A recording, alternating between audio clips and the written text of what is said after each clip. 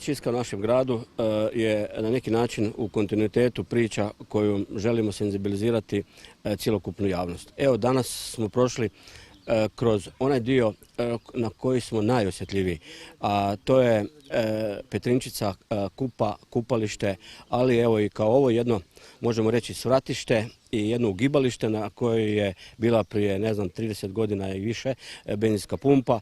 Evo, nažalost, ovdje se događaju neke incidentne situacije kada je u pitanju ekološka svijest. Udruga Mladi Kriv već 4 godine kontinuirano sudjeluje u akciji Zelena čistka, kojim želimo osvijestiti naše građane koliko je važna ekologija i očuvanje okoliša u gradu Petrinji.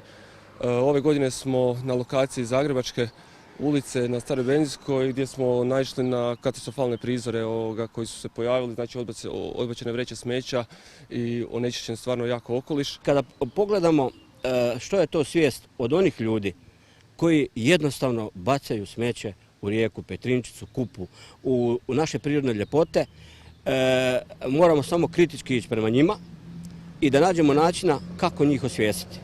Imamo osjećaj da se radi o elementarnoj kulturi koju nemaju.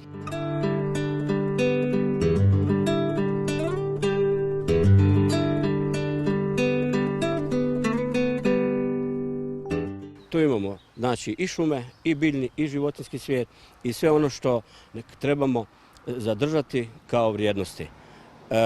Gledajući da želimo imati ekološke zone, da želimo imati poljoprivredne zone, da želimo, evo i danas na našoj kobasijadi, reći jasnu poruku da su neki proizvodi bili tradicionalni ovdje i da ne možemo uništavati ono što je najveći i najsnažniji resurs, jer to nismo dobili, a to je zemlja.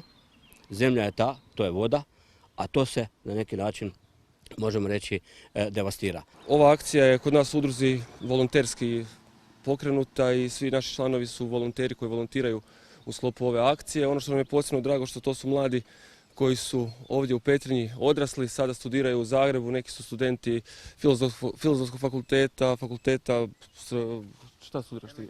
Elektrotehnike i računalstva, FSB-a, tako i mladi nezaposleni. Zato nam je posebno drago što se ti mladi uključuju u ove akcije i što žele dobro našem gradu. Postoje redari koji bi trebali još snažnije raditi svoj posao i da za sva vremena iz glava ljudi koji upravo rade ovo što ste i snimili i pokazali, da im to jednostavno kroz edukaciju, ali kroz jasnu poruku.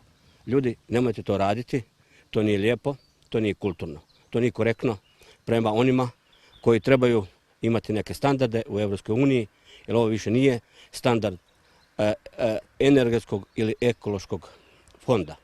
Ovo je priča o kulturi življenja u jednom prostoru prema kojem treba imati poštovanje.